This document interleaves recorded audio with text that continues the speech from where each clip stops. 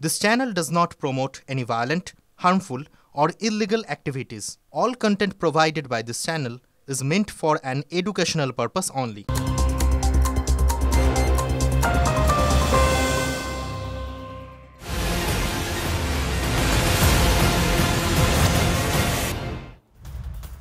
নমস্কার, দেখছেন TV9 বাংলা। আপনাদের সঙ্গে রয়েছি আমি তন্নিষ্ঠা। কলকাতায় বহুতল বিভীষিকা, বাঘাযতীন, কামারহাটি, ট্যাংরার পর তপসিয়া 59 নম্বরের ওয়ার্ডে একটি বহুতলের গায়ে হেলে পড়েছে আরও একটি বহুতল।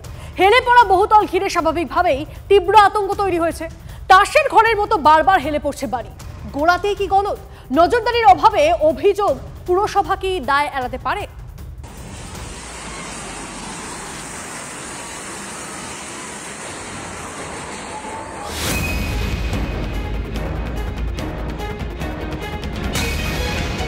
কলকাতায় ফের হেলে পড়া বাড়ির হদিশ। বাঘাযতীন, ট্যাংরা, বিধাননগরের পর তপসিয়া। কলকাতা পুরসভার 59 নম্বর ওয়ার্ডের 12 নম্বর লোকনাথ বোস গার্ডেন লেনে একটি আবাসনের গায়ে হেলে পড়েছে আরও একটি বহুতল। কয়েকটি বিম দিয়ে দুটি বহুতলের মাঝে ঠেকনা দেওয়া হয়েছে। সেই বিমগুলোর উপর নির্ভর করেই দাঁড়িয়ে রয়েছে হেলে পড়া আবাসনটি। এই মুহূর্তে আমরা ঠিক যে জায়গাতে দাঁড়িয়ে রয়েছি, কলকাতা পুরসভার 59 নম্বর ওয়ার্ডের লোকনাথ বোস গার্ডেন লেনের এই যে পাশাপাশি দুটি বহুতল আমরা দেখতে পাচ্ছি, এই যে G+4 কনস্ট্রাকশন 12 নম্বর লোকনাথ বোস গার্ডেন লেনের এই যে বহুতল, এই বহুতলটি কিন্তু যেটা মূলত অভিযোগ সামনে উঠে আসছে যে ডান দিকে অর্থাৎ পাশের যে G+4 কনস্ট্রাকশন রয়েছে সেদিকে হেলে গেছে। হেলে পড়া বাড়ি, এটা ফিরাদ হাকিমের সৌজন্যে 200 কোটি টাকা ফিরাদ হাকিমের পিএ কালী বিল্ডিং প্ল্যান থেকে তুলে তপসিয়াতে তৃণমূলের প্রাসাদ বানিয়েছে। মেয়রের আত্মসহায়ক তৃণমূলের পার্টি অফিস তৈরি করেছে 200 কোটি টাকা দিয়ে। কিছু দুষ্ট চক্র, অসাধু প্রমোটার, তারা এই ধরনের কাজ করে। সরকার প্রশাসন কড়া ব্যবস্থা নিচ্ছে। এই রাজনীতি করার কোনো জায়গাই নেই। বিজেপি শাসিত রাজ্যগুলোয় বাড়ির পর বাড়ি, সেতুর পর সেতু ভেঙে যাচ্ছে, সেগুলো নিয়ে মাথা ঘামান বিজেপি নেতা। স্থানীয় ও আবাসনের বাসিন্দাদের সূত্রে জানা গিয়েছে 8-9 বছর আগে হেলে পড়া আবাসনটি তৈরি হয়। বহুতলটি হেলে পড়ায় লোহার বিম দিয়ে পাশের আবাসনের সঙ্গে ঠেকনা দেওয়া হয়েছে। স্বাভাবিকভাবেই আতঙ্কে বাসিন্দারা। ওটার সঙ্গে আলোচনা করেছেন বাড়িওয়ালা যে কিছু করবেন বলে। আতঙ্ক তো একটা মনের মধ্যে আছে না, আপনি বলেছেন যে একটা কিছু করবে, একটা এরকম ধরনের বলছিলেন। এখানের হলে ল্যান্ডের হয়তো কোনো সমস্যা হতে পারে, যার জন্য হেলে পড়েছে। ওই সাইডেরটায় আগে ময়লা আবর্জনা ফেলা হতো, কিন্তু তারপরে জায়গাটাকে শক্ত করে দেওয়া হয়, কিন্তু তারপরে আর আমরা জানি না এখানে কিছু। প্রশ্ন উঠছে, দীর্ঘদিন ধরে আবাসনটি এই অবস্থায় থাকলেও কেউ জানে না কেন? বহুতল তৈরির ক্ষেত্রে সব নিয়ম মানা হয়েছিল কিনা তা নিয়েও উঠছে প্রশ্ন। যদিও স্থানীয় কাউন্সিলরের দাবি, কোথায় কোন গলিতে ইনলিগাল বিল্ডিং করছে আমার কাছে কোনো খবর নেই, কেউ আমার কাছে আসেও না, আমি এসব কাজ করিও না। কিভাবে এই দুটি বহুতল একেবারে শুরু থেকেই যে দূরত্ব মেনটেন করে তৈরি করা হয়েছিল, সেক্ষেত্রে কিভাবে অনুমতি পেল তা নিয়েও কিন্তু প্রশ্ন উঠতে শুরু করেছে।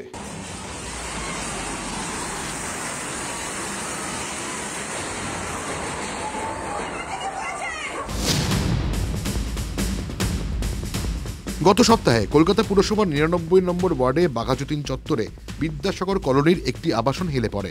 নিচের তলাটি কার্যত চুরমার হয়ে যায়। ঘটনার প্রাথমিক তদন্তে কলকাতা পুরসভা জানায় অনুমতি ছাড়াই তৈরি হয়েছিল ওই বহুতল। তারপর ট্যাংরার ক্রিস্টোফার রোডে হেলে পড়ে একটি নির্মীয়মান বহুতল। বৃহস্পতিবার বিধাননগর পুর নিগমের 23 নম্বর ওয়ার্ড এলাকায় পরপর দুটি বাড়ি বিপজ্জনকভাবে হেলে পড়ে। সেই রেশ কাটতে না কাটতেই সামনে এলো তপসিয়া ঘটনা। ক্যামেরা দীপঙ্কর জানার সঙ্গে সুপ্রিয় গুহ, TV9 বাংলা। নদীর এপার কয় ছাড়িয়া নিঃশ্বাস, ওই পারেতে সর্বসুখ আমার বিশ্বাস। কিন্তু বিষয়টা যখন হেলে পড়া বাড়ির, তখন কলকাতার মানুষ এই প্রবাদটা গঙ্গার ওপারের হাওড়া নিয়ে বলতে পারবেন না। কারণ শুধু কলকাতার বিল্ডিং কাজ হচ্ছে না, হেলে পড়ার রোগ লেগেছে হাওড়াতেও। TV9 বাংলার ক্যামেরায় ধরা পড়লো তেমনই কিছু ছবি।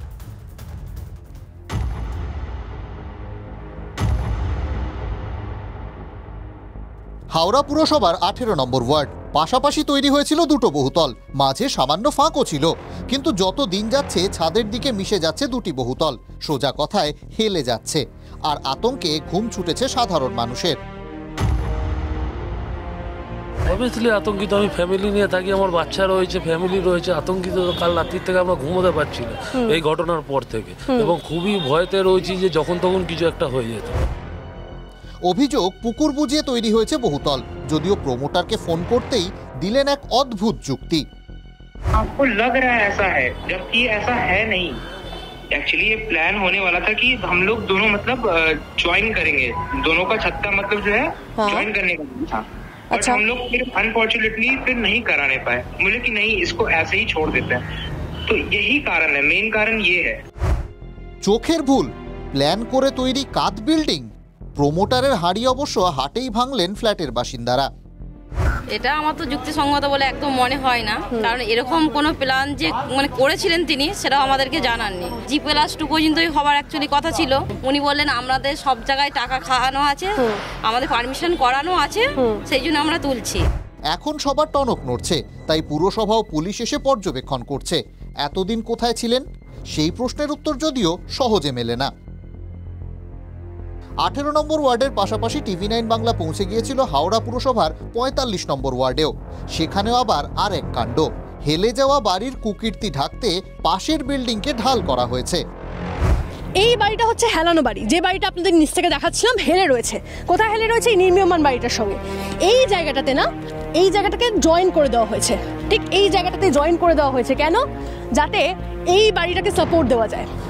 এই বাড়িটাকে যাতে সাপোর্ট দেওয়া যায় সেই জন্যই কিন্তু এই জায়গাটাকে ঢালাই করে দেওয়া হয়েছে। না হলে এই জায়গাটা গ্যাপ থাকার কথা, ঠিক এই যে এই গ্যাপটা আপনারা দেখতে পাচ্ছেন, এই গ্যাপটা মেনটেন হওয়ার কথা, কারণ এটা একটা আলাদা বাড়ি, আমি যেখানে দাঁড়িয়ে রয়েছি সেটা একটা আলাদা বাড়ি।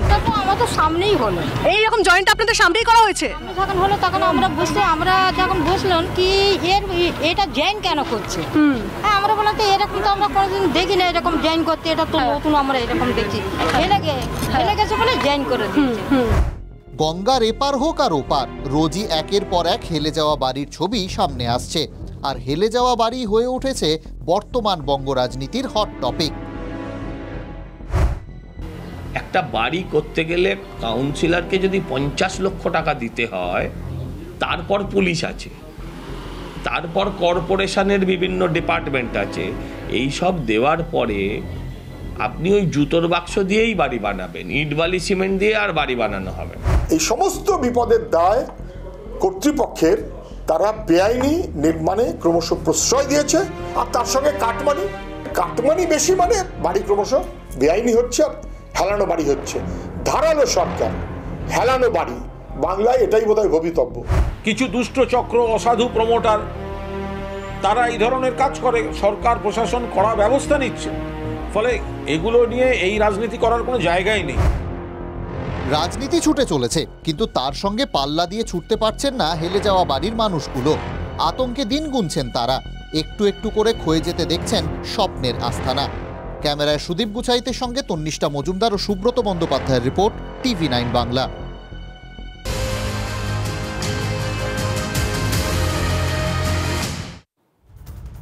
উত্তরবঙ্গের দিকে নজর রাখতে হচ্ছে, কারণ সেখানে আবার মাথাচাড়া দিচ্ছে বেআইনি রিসর্টের কারবার। মুখ্যমন্ত্রী ধমকে কাজ হয়েছিল। উত্তরবঙ্গে বেআইনি রিসর্ট জমি মাফিয়াদের বিরুদ্ধে অ্যাকশনের নামে পুলিশ বন্ধ করে দেওয়া হয়েছিল একাধিক রিসর্ট। কদিন সব চুপচাপ ছিল, ফের শুরু হয়েছে বেআইনি নির্মাণ। এরা এতটাই বেপরোয়া যে কোনো কিছুতেই কাজ হচ্ছে না। শেষমেশ বাধ্য হয়ে বিষয়টি মুখ্যমন্ত্রীর নজরে আনেন শিলিগুড়ির মেয়র গৌতম দেব। উত্তরবঙ্গে বেআইনি রিসর্টের রমরমা, মুখ্যমন্ত্রীর দ্বারস্থ শিলিগুড়ির মেয়র। পরিবেশ আদালতের নির্দেশকে থোড়াই কি আর? উত্তরবঙ্গের জঙ্গলে গড়ে উঠেছে কংক্রিটের জঙ্গল। কোচবিহার থেকে জলপাইগুড়ি, সর্বত্র একই ছবি। লাটাগুড়ি, চালসা, চিলাপাতার জঙ্গলে বেআইনি রিসর্টের রমরমা।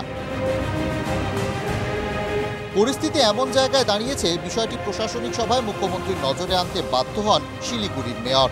জঙ্গল ঘিরে না দিতে অনেক বড় বড় টল বিল্ডিং হচ্ছে, এটা একটু যদি কে করছে এগুলো বিভিন্ন প্রাইভেট লোক করছে, বাইরে থেকে। জঙ্গলের ভেতরে পঞ্চায়েতের আন্ডারে পঞ্চায়েত বিল্ডিং প্ল্যান স্যাংশন করে দিলেন, 4তলা 5তলা বাড়ি হয়ে গেল, জঙ্গলটা ঢেকে গেল। তাদের কিন্তু মনে রাখবেন, তাদের বিরুদ্ধেও কিন্তু আমাদের চোখ আছে। মেয়রের কথা শুনেই অগ্নিশর্মা মুখ্যমন্ত্রী। স্থানীয় পঞ্চায়েত সমিতির কাছে রিপোর্ট তলব মমতা বন্দ্যোপাধ্যায়ের। কোথায় কোথায় এরকম হয়েছে নিয়ম ভেঙে আর কে স্যাংশন করেছে তার ডিটেলসটা আপনাকে দায়িত্ব দিয়ে গেলাম, আপনি করে জেলা শাসকের হাতে দেবেন, আর একটা কপি পুলিশের এসপিকে দেবেন। মুখ্যমন্ত্রীর কড়া নির্দেশ সত্ত্বেও জঙ্গল সাফ করে কিভাবে গজিয়ে উঠছে বেআইনি রিসর্ট, এই প্রশ্ন তুলতেই সরব বিরোধীরা। জঙ্গলের জমিকে কমার্শিয়াল ল্যান্ডে রূপান্তরিত করে এ বাংলা জুড়ে জমি লুট চলছে। এটা কিন্তু এই মুহূর্তে পশ্চিমবঙ্গের সব থেকে বড় দুর্নীতি। প্রকৃতিকে কিভাবে বেচে দেওয়া যায় রাজ্যের মুখ্যমন্ত্রীর তত্ত্বাবধানে, সেটা মুখ্যমন্ত্রী প্রমাণ করেছেন। জঙ্গল কেটে রিসর্ট তৈরি করা, অর্থাৎ যা করা যাবে না তার সবকিছুই উত্তরবঙ্গে হচ্ছে। গত বছর নবান্নের প্রশাসনিক বৈঠকে সরকারি জমি দখল নিয়ে তীব্র ভর্ৎসনা করেছিলেন মুখ্যমন্ত্রী। বৈঠকে ডাবগ্রাম ফুলবাড়িতে সক্রিয় জমি মাফিয়াদের বিরুদ্ধে কঠোর পদক্ষেপের নির্দেশ দেন। এরপরই অভিযানে নামে শিলিগুড়ি পুলিশ, শুরু হয়েছিল ধরপাকড়। গ্রেফতার হন জলপাইগুড়ি জেলা পরিষদের সদস্য দেবাশিস প্রামাণিক, তৃণমূল পরিচালিত নকশালবাড়ি পঞ্চায়েত সমিতির পূর্ত কর্মাধ্যক্ষ আশরাফ আনসারি এবং তৃণমূলের কার্যকরী সভাপতি গৌতম গোস্বামী। পুলিশের অভিযানে গজলডোবা সহ বিভিন্ন এলাকায় অভিযান হয়। বন্ধ করে দেওয়া হয়েছিল একাধিক রিসর্ট, কেটে দেওয়া হয় বিদ্যুৎ সংযোগ। কদিন সব চুপচাপ থাকলেও ফের সবুজের মাঝে মাথাচাড়া দিচ্ছে কংক্রিটের জঙ্গল। বৃহস্পতিবার প্রশাসনিক সভায় মুখ্যমন্ত্রীর নির্দেশের পর এদিন মেয়র বলেছেন, উনি নির্দেশ দিয়েছেন যে বনাঞ্চলের আইনকে মেনে যতটুকু পারমিসিবল হাইট তার বেশি যেন না হয়। তাহলে মুখ্যমন্ত্রীর নির্দেশ মেনে বেআইনি রিসর্টগুলির বিরুদ্ধে কবে অভিযানে নামবে প্রশাসন? নাকি বামুন গেল ঘর তো লাঙল তুলে ধর? Bureau report, TV9 Bangla. মুখ্যমন্ত্রীর নির্দেশের কার্যকর নিয়ম, জাতীয় উদ্যান অভয়ারণ্যে ঢুকতে আর লাগবে না টিকিট। সরকারিভাবে জারি হয়েছে নির্দেশিকা। উত্তরবঙ্গের বক্সা ব্যাঘ্র প্রকল্পের রাজাভাতখাওয়া, জলদাপাড়া ও গরুমারা জাতীয় উদ্যান এবং চাপড়ামারি অভয়ারণ্যে বেড়াতে আসা পর্যটকদের আর টিকিট কাটতে হবে না, স্বাভাবিকভাবেই উচ্ছ্বসিত পর্যটকরা।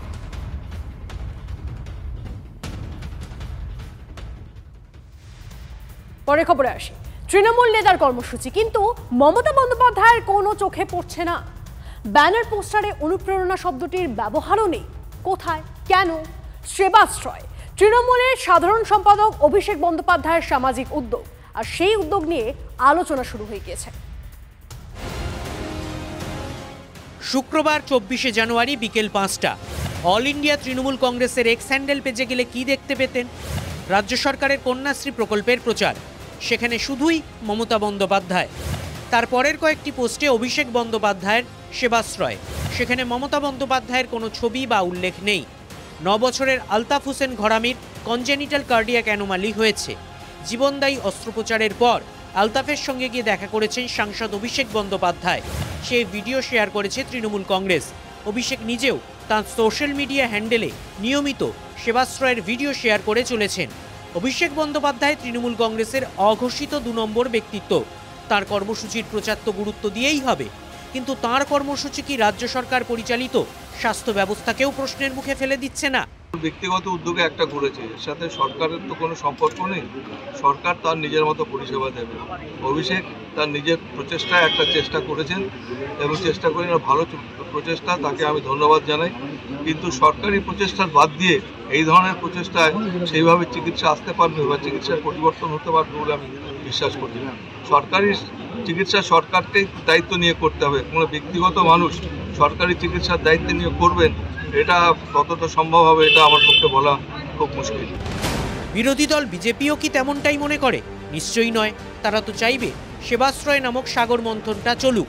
তাতে যদি ডায়মন্ড হারবার লোকসভা এবং তার অধীনে কয়েকটি বিধানসভায় অমৃত ওঠে, তাহলে সেবাশ্রয়কে হাতিয়ার করে রাজ্য সরকারের স্বাস্থ্য ব্যবস্থাকে নিশানা করে বাকি লোকসভা ও বিধানসভাগুলিতে তৃণমূলের জন্য হলাহল তোলার সুযোগ বিজেপির হাতে থাকছে। অভিষেক নতুন জেনারেশনের ছেলে, অনেক বেশি চৌখস, অনেক বেশি এক্সপার্ট।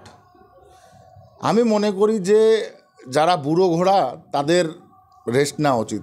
আমি অনেক আগে এই ডায়লগটা দিয়েছিলাম যে আস্তাবলের বুড়ো ঘোড়াদের রেস্ট নেওয়া উচিত।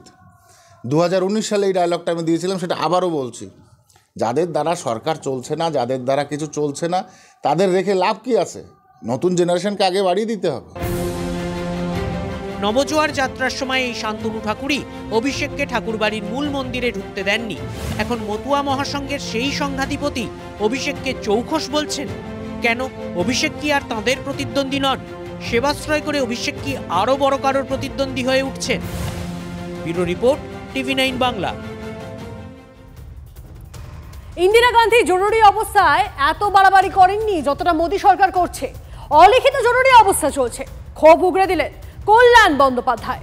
ওয়াক অফ বিল নিয়ে যৌথ সংসদীয় কমিটির বৈঠকে তারিখ নিয়ে গোলমাল। বৈঠকে কমিটির চেয়ারম্যানের বিরুদ্ধে স্লোগান দিয়ে একদিনের জন্য সাসপেন্ড হয়েছেন কল্যাণ বন্দ্যোপাধ্যায় সহ 10 বিরোধী সাংসদ। জেপিসি চেয়ারম্যান জগদম্বিকা পাল বলছেন, কল্যাণ বন্দ্যোপাধ্যায় তাকে অসংসদীয় ভাষায় গালাগালি করেছেন।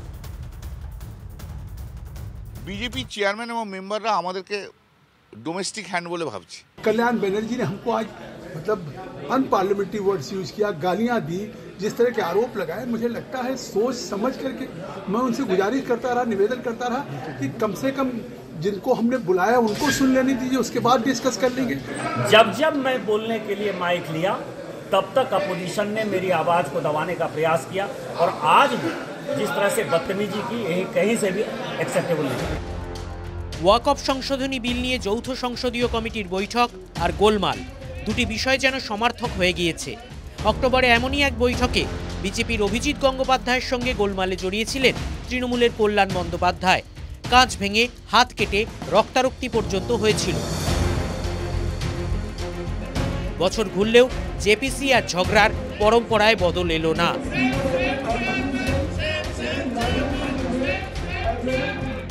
এবার ঝামেলার কারণ কি? 19, 20 এবং 21শে জানুয়ারি যৌথ সংসদীয় কমিটির সফর ছিল। কলকাতা, পাটনা ও লখনৌয়ে কমিটির সদস্যরা সফরে যান। 24 ও 25শে জানুয়ারি দিল্লিতে জেপিসির বৈঠক ডাকা হয়। বৈঠক পিছনের অনুরোধ জানান বিরোধী সাংসদরা। চেয়ারম্যান সহ বিজেপির কেউ কিছু শুনলো না, তো ন্যাচারালি আমরা প্রতিবাদ করলাম, স্লোগান হয়েছে, ওয়েলেন নেমেছিলাম আমরা প্রতিবাদ করতে 10 জন। एक तरफ कहते हैं आप उनकी अल्पसंख्यक मुसलमानों की बात करते हैं और जम्मू कश्मीर में जहां इतनी बड़ी तादाद मुसलमानों की है, उनके उस स्टेट से एक डेलीगेशन आया, उसको आज खुद विपक्ष सदन में जैसे हाउस हो, पार्लियामेंट हो, उसमें बिल में आके हंगामा करना, नारे लगाना, शाउटिंग करना। এই তারিখ নিয়ে আপত্তি থাকাতেই প্রতিবাদ জানান বিরোধী সাংসদরা। বৈঠক কক্ষের ওয়েলেও নেমে আসেন। তারপরই কল্যাণ বন্দ্যোপাধ্যায় সহ 10 বিরোধী সাংসদকে একদিনের জন্য সাসপেন্ড করা হয়। দুটো ক্র্যাচ পেয়েছে, দুটো ক্র্যাচও সেই রকম, সেই ক্র্যাচের জন্য সরকার চলছে। কিন্তু আমার মতামত হচ্ছে যে জেপিসি বা স্ট্যান্ডিং কমিটির পাওয়ার নেই এই সাসপেন্ড করার। সাসপেন্ড একমাত্র স্পিকার করতে পারে। Parliament is control by 2%, top 2%, you understand. BJP যেভাবে ভারতবর্ষের পার্লামেন্টের গণতন্ত্র নষ্ট করলো, ইন্দিরা গান্ধী এমার্জেন্সিতে এতটা করতে পারেনি। জেপিসির বৈঠকে অশান্তি ধারাবাহিক ঘটনা হয়ে দাঁড়াচ্ছে এবং প্রায় প্রতিবার কেন্দ্রীয় চরিত্র কল্যাণ বন্দ্যোপাধ্যায়, যার প্রভাব পড়ছে রাজ্য রাজনীতিতেও।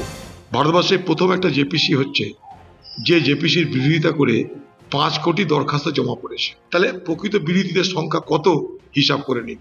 সেইখানটা একটা স্বৈরাচারী মানসিকতা প্রয়োগ করে এই জেপিসির কমিটি থেকে কোনো সাংসদকে তাড়িয়ে দেওয়া ঠিক না। কল্যাণ ব্যানার্জির ভূমিকা জেপিসির অভ্যন্তরে, বিশেষ করে যে ধরনের আচরণ উনি করেছেন, সেটা কখনোই সমর্থনযোগ্য নয়। ওই দুটো বিল পাস করে নিয়ে গেল ন্যায় সংহিতা, সেটাও তো 167 জন করে বার করে দিয়ে ন্যায় সংহিতা পাস করে দিল। ওখানে একটা ডিক্টেটোরিয়াল অথরিটি এস্টাবলিশড হয়েছে, ওরা ওইভাবেই করবে। এ কোথাও গ্লাস ভাঙছে, কোথাও বোতল ভাঙছে, আজকে আবার আপনারা বলছেন বিশৃঙ্খলা করছে। এই লোকটা মানসিকভাবে অস্থির হয়ে পড়েছে। এখন সেটা ভাইপোর চাপে না বয়সের চাপে আমি বলতে পারবো না। He was a good parliamentarian once upon a time. আমাদের বক্তব্য শুনতাম, এখন কি সব চু চা কি করছে, পুরো মানসিকভাবে অপ্রকৃতস্থ অবস্থায় আছে কল্যাণ। পরের মাসেই দিল্লিতে নির্বাচন, পরের বছর ভোট পশ্চিমবঙ্গে। জাতীয় রাজনীতিতে ওয়াক অফ সংশোধনী বিল কি রাজ্য নির্বাচনগুলিতে সুদূর প্রসারী প্রভাব ফেলতে পারে? তাই কি রাজনৈতিক সংঘাত এত তীব্র? জ্যোতির্ময় কর্মকারের রিপোর্ট, TV9 বাংলা।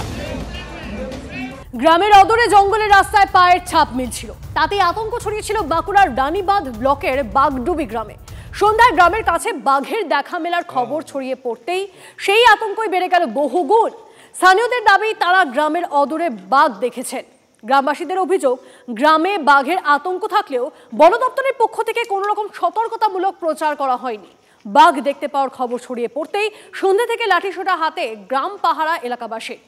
বাঘের হানা রুখতে গ্রামের বিভিন্ন জায়গায় জ্বালানো হয় আগুনও।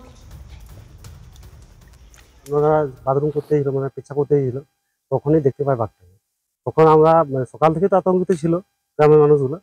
তো আমরা এখানে তাই জন্যে 8-10 জন ছিল, ডাকাডাকি করে 8-10 জন জুটলো, তাই জন্য লাঠি দিয়ে এইরকম আমরা জড়ো হয়ে আছি। বাঘ দেখলাম, একদম বাঘ একবারে। কিভাবে দেখলেন? আমি বাইরে গেছিলাম, তো মোটামুটি দেখলাম এই যে পাশে জঙ্গলটায় পেরিয়ে গেলাম।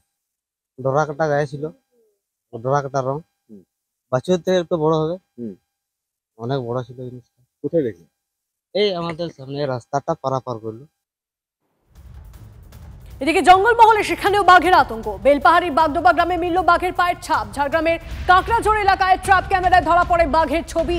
জঙ্গলমহলের বাঘের গতিবিধি জানতে বিভিন্ন জায়গায় বসানো হয়েছে ট্র্যাপ ক্যামেরা। বন দপ্তর সূত্রে খবর, জেনাতের রুটে ঘোরাফেরা করছে এই বাঘটি। বাঘটি পূর্ণবয়স্ক বলেই মনে করছেন বনকর্মীরা। স্বস্তির খবর, বাঘের হামলায় কোনো হতাহতের খবর নেই, তবে ফের বাঘের পায়ের ছাপ মেলায় আতঙ্কের সৃষ্টি হয়েছে। এলাকায় মাইকিং শুরু করেছে বনকর্মীরা। এই মুহূর্তে পুরুলিয়ার দিকে গিয়েছে বাঘটি, খবর বন দপ্তর সূত্রে।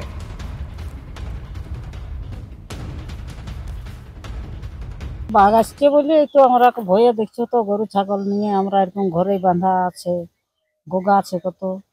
সারাদিন যেমন বাঁধা রয়েছে, সারাদিন যেমন বাঁধা রয়েছে, রাইতে যে ঘর ভিতরে আছি, কত কষ্ট আমাদের। আপনারা গরুকে ঢুকিয়ে দিচ্ছেন? আপনারা এই যে গরু ছাগল এখন খেতে পাচ্ছে না, কত গোগা আছে। আপনারা এরকম বাড়ির ভিতরে কতদিন রেখে থাকবো আমরা পারবো না। বাবা চণ্ডী গঙ্গোপাধ্যায়ের নামে ক্রিকেট একাডেমি উদ্বোধন করলেন সৌরভ গঙ্গোপাধ্যায়। নাকতলা সম্মিলনী ক্লাবের প্রয়াসে পথ চলা শুরু Chandi Ganguly and NK cricket academy. বাবার নামে ক্লাব হওয়ায় ক্লাব কর্তাদের ধন্যবাদ জানান সৌরভ গঙ্গোপাধ্যায়। ফ্যাসিলিটি ব্যবহার করতে পারবে। অ্যাকচুয়ালি আমি এখানে আগে কোনোদিন আসিনি, ভেতরে ঢুকে বা খেলার সুযোগ করে দেবে।